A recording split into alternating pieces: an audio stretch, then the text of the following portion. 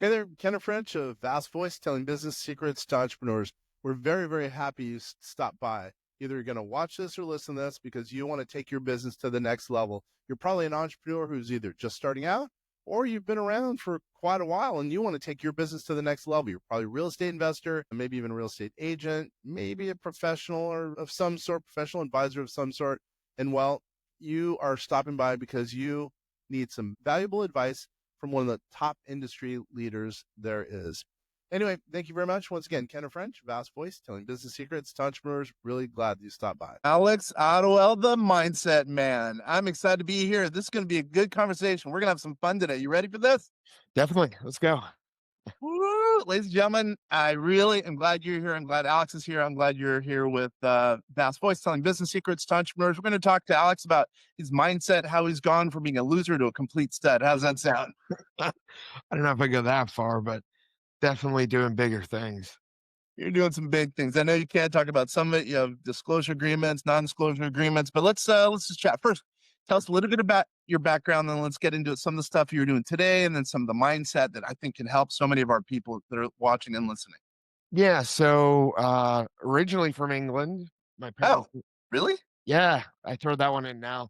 I haven't been saying it in years, but yeah, I was born in England. I moved to the United States when I was 9.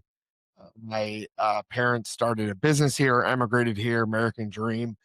Um, Fast forward right in the crash time, it was tough on especially my mom, fell homeless. Um, Whoa, ended up whoa, whoa, whoa, whoa, whoa, whoa, whoa, whoa, whoa. yeah, I've been You, opening up my story more, yeah. you go into that. I want to hear a little bit Yeah. about that right off the bat. So parents divorced when I was 14. I decided to go to boat mechanic school. Was never really, in high school, I was always screwing up. I actually almost got they almost stopped me from graduating because I missed like 60 days my senior year. And, I was always chopping and changing, buying cars, flipping those because I wanted something better. So I'd buy a cheap car, clean it up, flip it, even at a young age. I think my earliest technical business was lawn care. I was like 10 years old and I was going around charging $50 to cut grass. Like most kids, I sold the mood rings in middle school and then graduated flipping cars in high school. But yeah, so I got out of high school. I went to boat mechanic school for a year program. I was rebelling against the idea of being in business. I was like, you know what? I'm going to work with my hands. It sounds like a great idea. Fast forward 6 months maybe into working for Marine Max, which is a big yacht company. Um, I fell off a boat, shattered my knee, couldn't kneel down for months. So my dad at the time was getting into tax deeds. The correction had kind of hurt him, with real estate falling out. He had a bunch of rentals. So he was going back in, went to tax deed auctions, and he's like, "Hey, you want to come help me fix up some properties?" So we were dealing with, cheap 5 or 10 grand dumps. I mean, back then, 5 or 10 grand. This was 2011, 2011, 2012. Mhm. 5, 10, 15 grand. You could buy a house in Tampa. But, we were cleaning them up, and at the time, my mom had gone through a divorce. She had stomach cancer, and, she had a hysterectomy the same year, but she ended up not having any money. I was living in a small little 600 square foot shack. I mean, I don't know what you wanna call it, but little tiny home, not very pretty, and, 2 bedrooms, and she had nowhere to go. She was couch surfing for about 5 months, and then finally I said, "Hey, I've got a stable place. You wanna come live with me?" So she did. It's probably a lot of my early motivation, to be honest with you, because at the time I was probably making $20 an hour and, which was good, for that era, but it's, as a 19-year-old kid, but wasn't gonna cut it. So I ended up venturing away from my dad, a bit. We started going to the auctions together, but I got some investment, friends and family kind of thing, and started with like about 50 grand to go to the auction. So I was buying a couple of properties at a time. I ended up paying back the initial person quick, brought on some more investors. Um, yeah, we just scaled it up. It was a lot of cheap stuff. So Mhm. initially it wasn't big profits. And later on in my career, I went sell it direct and stopped going to the auctions right around 2018. Um, got into cold calling, got pretty good at that. We were doing with 8 cold callers, 40 hours a week. We were doing 2,000 motivated leads a month, which was a lot. So I ended up building a call center out of that. A lot of people asking me, "Hey, Alex, can you do lead generation for me?" So during COVID, I turned it into a business, Mhm. and we got Kevin Harrington to endorse that business and recommend, I think legally on my contract, but he did a little infomercial with me, and we skyrocketed, brought in over 200 reps during that time, placed them, managed them, whatnot. But yeah, that was the real estate journey. I mean, I was scaled. I mean, I had about 4 crews running in house. We'd have 20 to 25 projects going at a time. So No, I get it. Yeah, your mindset, like I said, that's the reason I call you mindset man, because you think big. There's no doubt about that. Kevin Harrington, as an example. I mean, yeah, you have a good story. So I'm going to jump to it. Yeah, let's hang out for about a half an hour or so. So what is it that you think? Oh no, let's say you were starting back when you were 19, kind of your mom was couch surfing, as it were. yeah, What's the one thing you would tell someone who is now 19 to be able to turn their life around? I know it sounds weird. I'm asking you this because you were no, 30. Yeah, yeah, but you have a 34. good story. What's one Mhm. thing you would tell that person to, broaden their horizon, to be able to take it to the next step, or at least take one step and then 2 steps and then become a wealthy, successful stud like you? Well, I think social media is actually a flawed instrument these days that a lot of the youth, lean on. Don't get me wrong, there's great information online, but what I find is people have this mindset that they're going to catapult to $100 million or $1 billion company overnight, and they'll look at stuff, and instead of taking small actionable risk, they overwhelm themselves with the bigger proposition. Because at the end of the day, if you're Alex Hormozy says this is one of my favorites. He said, if you have $0 in the bank, you have nothing to lose. You're more dangerous than anybody, because that's the truth. I think the problem is, in order to build something, you have to realize it takes time to nurture. We're 2.5 years in now to my oil company. And I explained day one, if you actually go look at my business plan, it's pretty accurate of our growth and everything else. Um, but I set the goal that we wouldn't actually make lots of money until later on, because I recognized the industry required me to build a brand, a presence, and everything else before I really focused on revenue generating activities. Now, when it comes to the youth, you have any right now we have AI going on, right? So it's easy to say, hey, let's go start an AI business. But really you want to find a supply and demand problem. So for example, I got into real estate auctions. We recognized everybody wanted houses. So I bought mobile homes with land. That was my vertical that I did better because I had less competition, but I feel the need, right? Like Mhm, with housing, people get obsessed with the idea of what they would live in, mhm, but truly, when people are in a you know, lower economic position, they need a house that's clean, move-in ready, whatever it may be. They don't necessarily need luxury. So I felt that people needed more affordable housing. So that's why I went to mobile homes and land and provided a product that was pretty good. mhm, With the call center, most people were terrible at cold calling. I was really good at it. So as I saw the demand increasing, because more and more people were asking me to get involved in that, I moved into that space. Oil and gas industry, because it's so big, I've said this before, but if you're under $100 million company, you're kind of deemed mom and pop in the sector. So okay. it's a bigger space. So where I saw the need in this industry was the fact that under $10 million, there's not a lot of financing, but B, there's not a lot of people purchasing those assets. The bigger company wants bigger stuff. The mid-level companies are just consolidating what they have, putting together more assets to it. So there's a lot of left, empty, vacant assets. The same reason why we just rolled out our lending division, because there's no loans available for repairs in oil under $2.5 million. You really need a $10 million um, budget in order to be able to go get a loan. So if you only need 500 grand, there's nobody for it. So we just rolled out a lending division. So I guess the point here is everything I do, before I jump into it, I make sure there's actually an area that's being overlooked. And with AI, think everybody wants to go target the easy, low hanging fruit, but there's definitely use cases that haven't been established yet. Um, Mm. but you have to reach out to your audience before you do that. You know, I find what's interesting too, especially switching industries. The majority of my friends when I started this business were in real estate investments. So their views are biased based on their surroundings, their interactions. When you Yeah, when move, it's a nail and you have a hammer in your yeah. hand. Yeah. Yep. So we moved into a different industry. I started seeing more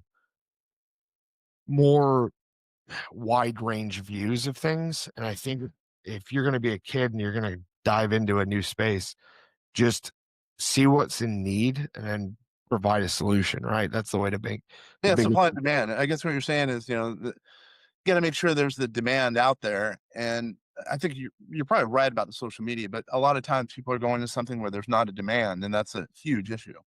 Yeah. And unfortunately, we live in an era, I mean, as you know, that most people just teach the stuff because it's easier to teach it than it is to actually do it. Mhm. Um, so I think service, if I was going to start anything right now, this is Mhm. exactly what I would do. I would learn AI enough to be able to build some sort of product, and then reach out to small mom and pop businesses to apply that product to and get them on a subscription basis. Because Yeah. I believe within 6 months, like if you gave me a new challenge and I had to build $1 million a year revenue business, I would build something in AI and just go grab 50 clients, then you're good. I mean, people underestimate three, four, $500 a month on a reoccurring basis. It stacks really quickly. Yeah, I'm obviously I've been in AI for years, as you know, on the tax side, fintech, et cetera. But I just got a call yesterday from a guy. He's in grad school, second year grad school, and he asked me, "Hey, would you go into, tax?" I said, "Nah, I wouldn't go into tax, but I would go into AI/tax, meaning get a Mm. subscription based model, get some, ongoing revenue of a product or a service that's online that you can help a bunch of people, make sure the demand's there, and then, Yeah, scale it up. And so you're not having to be by the phone. Instead, the computer is giving you income on an ongoing basis. I totally agree with that. So then, okay, so then what about, let's say someone were, I don't know, let's say someone's $10 million net worth and they're doing pretty well, but they want to take it to the next level. So before we went into someone who's 19, but now let's take it to someone who's whatever, I don't know, 40, and they want to, instead of making, you know, couple $1 million a year, they want to make 5 million. Give me an idea. yeah. I mean, I think most industries have a couple of tiers to them. You know, there's kind of the all the entry level guys, and you got the guys that are established but don't want to move out of it, and then you got the bigger way of business runs. Um, making a few $1 million a year is hard to say because me moving from one industry where I was making multiple millions in a year to an industry to zero and then having to rebuild it, I can say that this path isn't actually. If you have kids and you have a wife and stuff, don't put them through this because I've definitely had my fair share of pain from trying to learn a new space. So I think in your own space, if you could stay in it, it'd be better because you already But have. I like, hold on. I like your story though. I like what you're doing because you're making good money now, and you're saying, I like something else. You want to take it to another level. And that's a Yeah, killer story because that shows that it's your mentality. Alex, you have a killer mentality. The way you think is next level. appreciate it. Thank you. Yeah, I mean that's kind of what I'm pointing to, right? Like, hey, you could do the leap like I did and learn a new space because I think a lot of people get stuck when they reach a few million a year where you say, well, I've already tapped my market. But the truth is, majority of people haven't even touched their market. Yeah. They just haven't expanded their marketing capabilities. So it's kind of a hard question to really truly answer. I I know. would I would say look at bolt-on opportunities, like for example, with the fix and flip, I added a white label data company because it helped with lead gen because my cold call clients could use my data, and then it increased my quality of lead generation because Mhm. when it comes to marketing, if you can control more areas of it, then you can essentially um, be be more predictable with your outputs. So yeah, I mean, I maybe looking at that, like adding verticals on. I mean, I don't have any. It's a tough one because I could say, hey, go invest in this, go invest in that. I mean, obviously, I'm not a investment advisor, but um, I think I think investing in actually, you know what? I will give you an easy answer. Mm. If I had a few $1 million a year business, I would go and hire the best AI consultant I could and Look at you. Yeah, there you go. Yeah. have them analyze my business from, a third party lens and see what kind of apps or softwares that I could build in to increase my efficiency. That Mhm. would probably be one. And then the second, I would probably look at expanding into more states or more regions, whatever it may be. I think those are probably actually the two I would look at for increasing it. Because, I've met some really good operators of even oil fields that I can tell had a desire to expand, but they didn't have, it's really hard when you're in that kind of income to want to mess with stuff because you're like, okay, I'm making a few $1 million a year. I can live really good, or I can throw a grenade into it and see if it works. Yeah, Yeah. hold on. But I agree with what you're saying because yeah, not everyone's going to do what you're doing, making a good Mhm. living, and then pivot to something else. But what I would say is like for us, here's an example. Like what you're saying to do a bolt on or an additional piece of business, we call them bumps. So let's say someone comes to us for whatever AI and tax, right? And let's say we could save them a bunch of money. But for a bolt on for us would be let's say we could get them a whatever I'm making this up a qualified plan or a captive insurance or something kind of unique that will still help them but it's an added service that helps lower their taxes. But then again, we make some more revenue and it's working with existing clients because that's where it's at. If you could work with existing Yeah. clients and make more money per client, then you're good to go. That's what I would suggest. And what you're saying is right. I think there's just obviously, I mean, I just wrote a book on AI. There's just no way you can't succeed if you are good at adding on artificial intelligence and optimizing. You don't need to hire as many employees. Plus, who knows? Maybe you can even, make yourself more efficient as a company as a result of using artificial intelligence. Everything you've said, I think is spot on. Yeah, I mean, ChatGPT, for example, we already have our base business model, which ChatGPT understands. Um, I wanted to add on that lending model, and Mm. probably within 30 minutes of prompting, I built out the entire model because I already had a base for it. So it already understood how I thought. So when it went to the model, it was advising based on my way of leveraging. So one of the things I do in business, I try to provide the most amount of value to the point where people look past finite details, extension fees, exit fees, Mm. whatever fees it may be. Because Yeah. if you market yourself correctly and you really sell your product properly, you don't need to worry about people pushing back. I think there's always a fear that people won't buy your stuff because you're expensive, but I think most businesses or most verticals, it's ease of use. The more simple you can make something occur, or the simpler process, simpler transaction, less things people have to do, if you can minimize that down to almost nothing, then they have a higher likelihood of going forward with you over a competitor, even if the competitor is a better price. That's a good point. That's a really good point. You got to push your service, then they don't look at the cost as much because really what matters is the service. If the service brings them in, I don't know, an extra 20% versus extra cost of, I'm making this up, $5, well, obviously they're going to go with you because you're making them whatever a higher rate of return or lowering their costs. I mean, that's a really good point. Well, yeah, look at like why people, on the psychology level, why do people go to their friends when they want to use a realtor or something like that? It's familiarity, but it's also the fact that it's an ease of entry. They don't have to research anybody. Uh, They can just pick up a call, that you pick up the phone and call the person. That's it. So if you can make your process as simple as picking up a phone or filling out 5 page, five mm, section form, just real simple, um, you'll get a better retention, but you also get a better initial influx of people. Like when we're just marketing, we're not gonna make it complex because we want the most amount of people to show interest, and then sure later on down the line you can add in some complexities. But that up front when you're just grabbing their attention, it has to be simple. Yeah, and it's so funny. How many websites, you go in, you fill out all the stuff to buy their product or whatever, and then for some reason there's friction thrown in at the end, whatever it Mhm. is. That makes it hard. Dude, that's the worst part. I mean, Yeah. that's the worst. And I end up going somewhere else. You know what I mean? That drives me crazy. It's a good Well, point. I look at myself too. So people say, "Well, I don't know how other people think."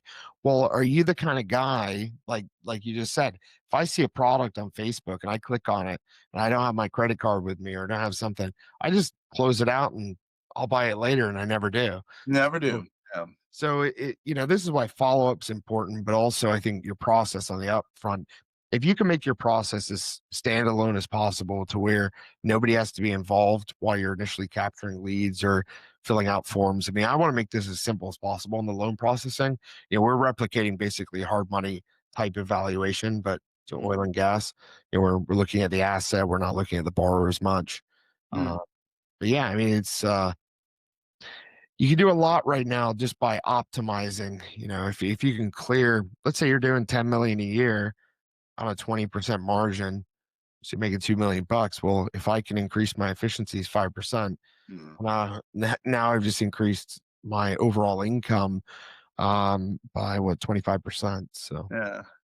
People used to think I was mainly with AI. I would say people used to think I was crazy. I remember just a few years ago, 5 years ago or whatever, talking about artificial intelligence. I remember people laughing at me. I was on a board, kind of like a focus group, where I was talking about artificial intelligence, and people were thinking I was absolutely crazy on that board. And here now, one of them specifically is a Canadian dude. Now he's like the AI guru, and he was probably the biggest. Biggest protagonist laughing at me about artificial intelligence. And there's so many people who are now using it, but I think at the same time, they're not optimizing it. And like you're saying, if you bring in someone who's a big time stud who really can dedicate the time to get a company to really understand it and implement it, I think it can make some money, some huge money for entrepreneur. yeah, I mean, this goes back to most people's mindset with like even hiring. They don't want to hire the guy, the A+ player. They want to hire the B player.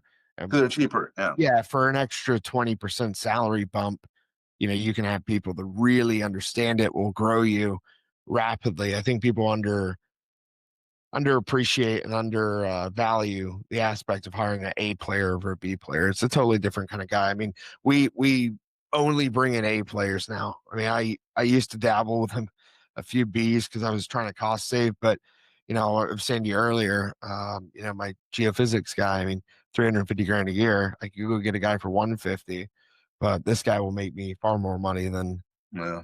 than the guy for 150. So Yeah, Hormozy is a big advocate of that. Why even bring someone who's a small thinker who charges less? I know it sounds weird. Bring in someone who's a big thinker who charges more, but they can make you that much more money, so it totally makes up in the end. yeah, quality hires are important. I made some very poor decisions with hiring over the years, and I think I'm at the point now where I'm actually going off of Kevin O'Leary's way of structuring things.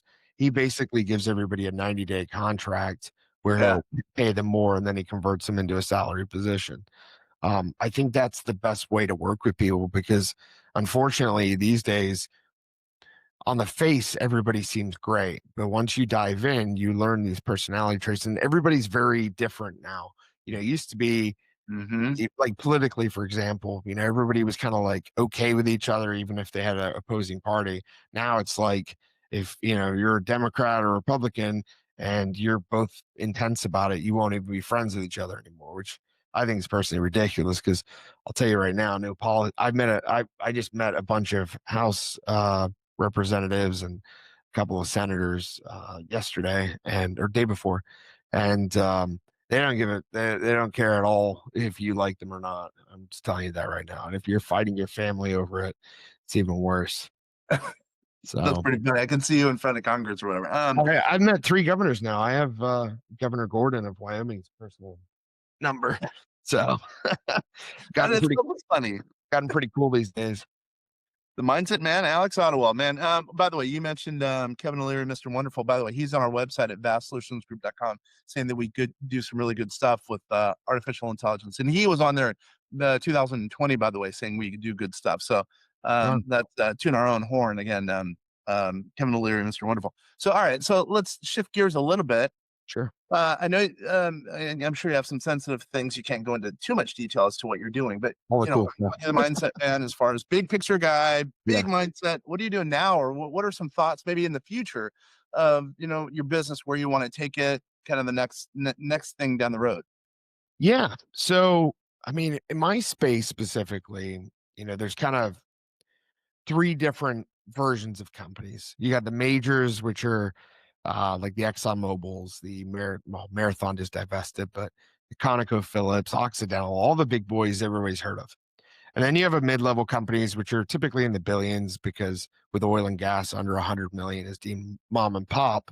Um, then you got like the independent guys, and most of them, which they create 70% of the oil production in America right now. The small guy. We always think of oil producers as these massive, huge companies, but a lot of them, I mean, they're big and relative to normal day-to-day life, but they're 5, 10, $15 million companies, and even more of them are $2 million companies. So what my goal is, a lot of the majors right now, if you go on the news, have been consolidating. And though we don't really like the idea of consolidation, because that typically means stripping, the life out of the business. What we do is we're going around and acquiring existing companies with small operations and essentially bolting them to a centralized office space. So all the management kind of, well, yeah, kind of like a private equity deal where you have your in-house team and then they advise to all the different uh company level people. So whether the managers in the office, field directors, things like that, we're taking that same sort of model. And the unique part about us, which is, I think, private equity, for example, makes a mistake here, in my opinion. We keep their existing staff. We don't strip them down. We also keep their name on the door. If they don't want to change name because it's an 80-year-old company, we'll keep the name. Mhm. Do a lot of things that private equity won't. So our goal, I want to be the largest by 2030. I want to be the largest buyer of independent oil and gas companies in the United States. Are you serious? See, that's what I mean. Your mindset's huge, man. I love hearing that. That's cool. Yeah. So, well, funny enough, I was on the phone with the publisher of, I can't tell you who, but top three oil and gas magazines. And we had an hour and a half conversation about the future of oil. And he said to me, he said, well, Alex, I've been in the game for a long time, over 50 years. The magazine's been around for 50, 70 years. He's like, I see you as the future face of independent oil and gas in America. Oh, really? Yeah. That's my boy right there. So pretty exciting. I mean, we'll see where it takes. One of the pieces that I've also brought to the table, which most people wouldn't really think about, and this is kind of important, we all build communities amongst our space, right? Real estate has a big community of people that know each other and whatnot. Totally. Oil and gas, where they struggle is advocacy. So you see a ton of people beating down oil and gas. And one thing I like to reiterate is there's 6,000 different product types being produced from a barrel of oil. So 30 or 40% of it may go to gasoline, but the rest of it's going to products like makeup, Oh, yeah. Roof tiles and plastic, asphalt, all that stuff. So the advocacy of oil, of how important it is, because yes, sure, one day we'll need something else. But right now, the idea of shutting off oil production is just silly because it creates further pressure on the consumer because now pricing is going to move up on everything else is supply and demand, right? The oil industry is a very good example of supply and demand. Um, I think what we're doing is we launched a website called learnaboutoil.org, and it's 100 free educational videos that explain the basic principles of oil and gas production, use cases, how engineering job works. But we did it to the standard of the modern day consumer of information. So, for example, TikTok, when they made the 60-second videos, they did that because psychologically it keeps you locked in. So we mimic that. All of our videos around 1, maybe 1.5 minutes. So this way people can consume this in bite-sized pieces because that's how you can't fight what's happening with society. Society has short attention spans. Society doesn't want to spend a lot of time on stuff. So you have to mimic that when it comes to your marketing. And we've done that with our Learn About Oil initiative. Where I see that going is over time, we actually want to get it into school systems. So that's my goal with that because there's nobody willing to put out a product and spend the money themselves to educate consumers because to them it doesn't seem to make sense, right? On a financial move. But for me, if I'm 34 years old and I want to be in this industry for another 40 years, it's super important that people are informed before they make a decision. I mean, when I watched Kamala Harris on stage talking about fracking, it just melted my brain that a potential president didn't know anything about fracking. Mhm. But most people don't. And to be honest with you, the cool part about my business model is we'll take an existing field that should have been plugged and we'll rejuvenate it back to the point where it can continue to produce. Because one weird misnomer with oil is that we're running out because since the 80s, government has always said, hey, we're running out, or people's studies say we're running out. The true thing is technology now has advanced so much that we don't even know how much oil is left. And Yeah, there's a ton out there. Yeah. yeah, I'll tell you why. So, for example, in Kansas, where I just was, those fields were drilled back in the 50s. In a formation or formations in general, layers of the cake, like the earth, if you remember back in middle school, the globe with the layers in it. Well, oil is pocketed in different areas. So I could have a field that was drilled 70, 80 years ago. They drilled down to 2,500 feet and they've been producing from 2,500 feet the whole time. But there may be 5 or 6 other depths Mm. there that have more oil. So with us, our first phase right now is to go consolidate and buy as much production as possible. In the next 12 months, we hope to close $100 million in assets, just to give you an example of the speed we're trying to do. The next 12 months after that, we're projected to do 250. So in purchased amount. And then the goal behind it is if I own all these mature fields and technology advances further with AI and everything else, I'm controlling a ton of land to be able to go in and re-enter these wells deeper, open up new pay zones, whatever it may be. So on an investment part, it's important because it we're not doing the quick fix and flip you would in real estate. We're trying to create longevity of the existing wells to recover the capital and then go forward and look for further value later on down the road once our investors have been paid back and we've all made a good amount of money.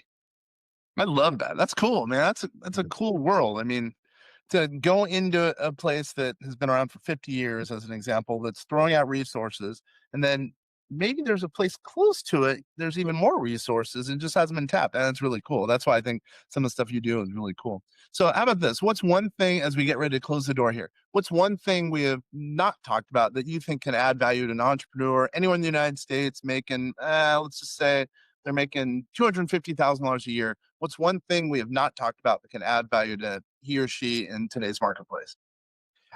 I think if you're making 250, live on 50 and then invest with 200. That's a big thing I see guys doing. I watch guys making 250 a year driving a Lambo. That's, Mhm. we were doing multiple millions a year before I bought my first Lambo. And I think delayed, Right there. That's cool, by the way, that you said that. Again, yeah, mindset right there. yeah. Like I was a millionaire at 24 and it wasn't Really? until, yeah, it wasn't until I was 29 that I bought my first exotic car. Delayed gratification is probably the biggest muscle you got to learn. 2.5 years in this game of blood, sweat, and tears to finally have all the things aligned to where we can super excel. You know, there's a saying, you probably know this one, but people overestimate what they can do in a year and underestimate what they can do in 10. Yeah. Uh, we're all in a rush. Everybody is. I'm in a rush too, but sometimes you got to sit and wait. Sometimes the best opportunities come when you sit and wait. Yeah, you'd be blown away. Like I live in Washington State, a place called Bellevue, where people are, they have all the cool cars, et cetera, but they're living paycheck to paycheck Yeah. versus some of the people who are kind of rearing it back. Those are the ones who are probably going to end up making the most money. I like that. I'll give you one other cool piece we did. So, Alright. giving back is super important to me. I've been doing it for a long time, and we just launched a program. So every load of oil we sell, which is 140 barrels of oil, every load we sell, we're donating $25 to drill water wells across the globe. And based on the performance of what our new fund is doing, we should get up to donating about $500,000 a year. Mhm. Um, and with that, we can drill wells for around 10 to 12 grand. So initially, we're going to try and actually reach out to Mr. Beast and see if we can do some stuff with him.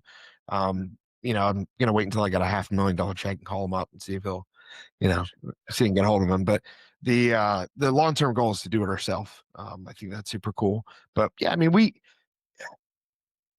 we're in a very unique time. Baby boomers are leaving, or that generation is retiring, and I think M&A is super big. I mean, obviously it's talked about a lot, but most people don't realize what it takes to take over an existing business. When I hear of people wholesaling businesses, I laugh because they've never run a business. They don't understand the intricacy and the specifics, and also I think wholesalers in general, one of the flaws they have is they're used to hustle businesses, whereas most traditional mom and pop businesses operate on a pretty specific regimen. And in order to be able to make it a flippable business, you have to update that to modern standards. Because, for example, private equity won't buy your business unless you can be removed from it. If you can't be removed from your own business, it will run without you, then it's not a business anymore. Um, my plan, to tell you the truth, within 24 months, I'll probably step down as CEO, because by then, if we're a $200+ million company, I'm not the guy to lead that. I'm the guy to be the visionary, the president, things like that. And yeah, just I think overall with the 250 guy, they just need to do more. I mean, more. That's don't get comfortable. 250 is poor. That's the truth of it. In this era, 250 a year, you're poor, because 100 grand a year breaks you even just to live basic. 250 a year after taxes and everything else and the kids, you don't have free spending money. If you can't take a trip to Europe first class, you need to make more money. Let's put it that way. Like we were saying, is more. I can't more. That's your mindset. I love hanging out with you, man. It's always been always good hanging out with you. Yeah. Oh, by the way, how does someone get a hold of you if they're interested in your fund or Sure. learning your mindset, etc.? Yeah. Well, Instagram, alex.ottewell. That's my IG handle. But then also OWP Capital Group is our fund. Explains everything about that. It's pretty unique how I structured it. Yeah. So those two are probably the best places to reach. Me direct is Instagram. And if you want to learn about our fund, owpcapitalgroup.com. Awesome. Well, once again, hey, I really do appreciate you being here. And for all those people who are out there watching, listening, this kind of French, vast voice telling business secrets to entrepreneurs. Thanks, everybody.